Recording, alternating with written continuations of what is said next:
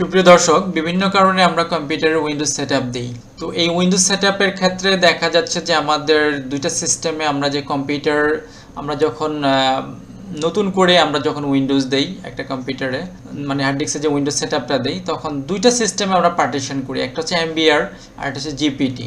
এমবিআরটা হচ্ছে ওল্ড সিস্টেমের, এটা হচ্ছে মাস্টার বুট রেকর্ড বলা হয়।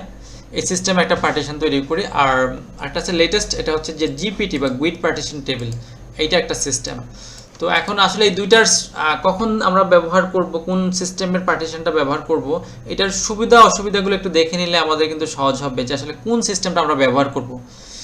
তো ভিউয়ার্স, প্রথমে আছে যে লেটেস্ট যেটা আছে জিপিটি বা গুইড পার্টিশন টেবিল, এটা হচ্ছে সাধারণত 2 টেরাবাইট সাইজের হার্ড ডিস্ক বা হার্ড ডিস্কের বা তার উপরে যদি হয়ে যায় সেক্ষেত্রে জিপিটি ব্যবহার করাটা কি বাধ্যতামূলক। তো ওইখানে তারা এক্সটেনশন বলা আছে যে 9.4 জিবি পর্যন্ত স্টোরেজ সমর্থন করে এই সিস্টেমে। তারপর আছে যে কোনো এক্সটেন্ডেড পার্টিশন ঝামেলা ছাড়াই আমরা সরাসরি 128টি মানে এখানে পর্যন্ত প্রাইমারি পার্টিশন, অনেকগুলো প্রাইমারি পার্টিশন তৈরি করা যাবে এখানে 128টা পর্যন্ত। তো এইটা যাই হোক, এটা হয়তো অনেকের কাজে আসবে না। তারপরে এখানে দিচ্ছে 128টা প্রাইমারি পার্টিশন তৈরি করা যায়। আর আমাদের অন্য ক্ষেত্রে যেটা আমাদের মাস্টার বুট রেকর্ড, সেক্ষেত্রে হয়তো অনেক কম, যেটা আমরা একটু পরে দেখবো। আচ্ছা, এতে বুট ডাটা পার্টিশন টেবিলের ব্যাকআপ ডিস্কের শেষ প্রান্তে থাকে। যে হার্ড ডিস্কটা আছে, হার্ড ডিস্কের ভিতরে যে ডিস্কটা আছে, এটা শেষ প্রান্তে সংরক্ষিত থাকে।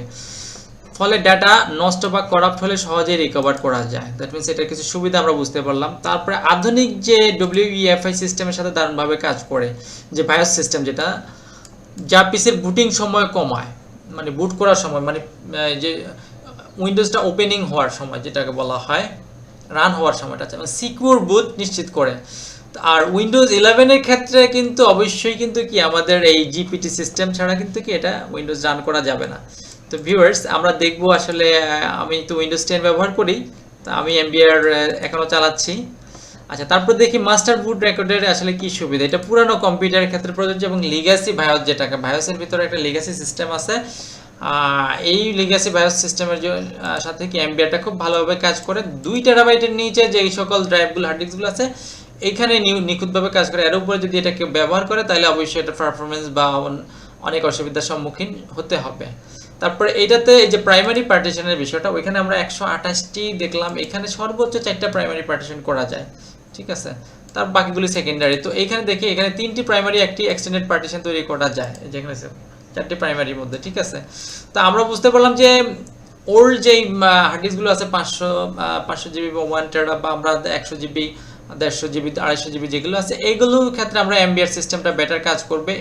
আর এই গুইড পার জিপিটিটা বুঝতে পারলাম যে আসলে কি জিপিটিটা অনলাইন ডিপেন্ডেন্ট, এবং এইটা হচ্ছে যে আমাদের লেটেস্ট যেই বর্তমানে যেই বায়োস সিস্টেম, যেটা যেই ল্যাপটপ বা যে মাদারবোর্ডগুলো, এগুলোর সাথে যায় না। এটাতে এখানে অবশ্যই আমাদেরকে কি জিপিটি গুইড পার্টিশন টেবিলের মাধ্যমে কি আমাদেরকে উইন্ডোজটা দিতে হবে, এবং এক্ষেত্রে আমরা এক্ষেত্রে কি ডাটা নিরাপদ থাকবে অনেক বেশি। আচ্ছা, এখন বলি, এখন আমাদেরকে জানতে হবে যে আমরা যখন একটা কম্পিউটারে, নতুন কোনো কম্পিউটারে আমরা যখন পার্টিশন চেঞ্জ করব বা একটা উইন্ডোজ দেব, তো সেক্ষেত্রে আমরা কি করি। আমরা তো বর্তমানে আসলে যেটা আমরা পেনড্রাইভটাই বেশি ব্যবহার করি। আমরা কিন্তু এখানে আমাদের যে সিডি ডিভিডি রম, এটা ব্যবহার করি না। তো সেক্ষেত্রে আমাদেরকে কিন্তু এটা কি করতে হবে, বুটেবল করতে হবে। সেক্ষেত্রে আমাদের একসাথে তো দুইটা করার সুযোগ নেই, একসাথে আমাদেরকে একটা সিস্টেম, একটা অপারেটিং সিস্টেমে কি, মানে একটা সিস্টেমে কি করতে হবে, এটাকে বুট করতে হবে, হয় জিপিটি নয়তো বা এমবিআর।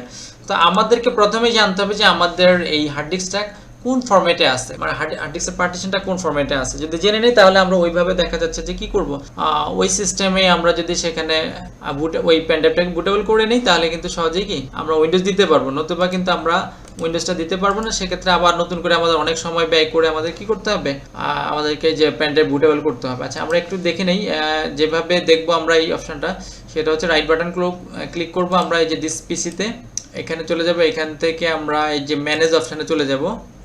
ম্যানেজ অপশানে গেলে আমাদের এখানে ডিভাইস ম্যানেজার, ডিস্ক ম্যানেজমেন্টে চলে যাবো, যেহেতু হার্ড ডিস্ক থেকে আমাদের দেখতে হবে। তো ভিউয়ার্স, এখানে আমার 2টা হার্ড ডিস্ক আছে। তো আমরা প্রথমটাতে দেখবো, এই প্রথমটাতে আমরা মূলত উইন্ডোজ দিয়েছি। তো এইটাতে যদি উইন্ডোজ দেই আমরা, তাহলে আমাদের একটা যেটা রাইট বাটন ক্লিক করে আমাদের এই যে প্রপার্টিস অপশানে চলে যেতে হবে। প্রপার্টিসে যাওয়ার পরে আমাদেরকে ভিউয়ার্স এখানে ভলিউম যে অপশনটা আছে, যে ভলিউমটা এখানে চলে যেতে হবে। এখানে চলে গেলে ভিউয়ার্স যে আমাদের দেখছে পার্টিশন স্টাইল এমবিআর মাস্টার বুট রেকর্ড।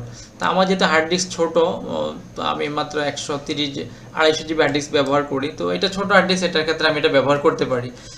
তারপরেও আমরা চাইলে কি এটা জিপিটি করে নিতে পারি। তো এটা হচ্ছে এই অপশনটা, এটা দেখে এখন সুবিধা হবে যে আমি যখনই পেন ড্রাইভটা বুটেবল করবো, আমি এমবিআর এ বুট করে আমি এটাতে উইন্ডোজ দিতে পারবো।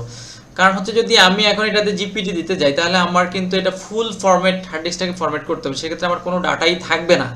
তাহলে আমাদের প্রত্যেকের উচিত হবে নতুন কোনো পিসিতে যদি আমরা উইন্ডোজ দেই, তাহলে সেক্ষেত্রে অবশ্যই দেখে নেব যে এটার কি আমাদের পার্টিশন স্টাইলটা কি, হার্ড ডিস্কের পার্টিশন স্টাইলটা জেনেই তারপরে আমরা উইন্ডোজ দিব। সেক্ষেত্রে কি আমাদের কোনো সমস্যা হবে না, বা আমাদের যে ডাটাগুলো আছে ডাটাগুলো কি সুরক্ষিত থাকবে। তো ভিউয়ার্স, আশা করি আপনারা বুঝতে পারছেন। ভালো লাগলে অবশ্যই চ্যানেলটি সাবস্ক্রাইব এবং শেয়ার করবেন।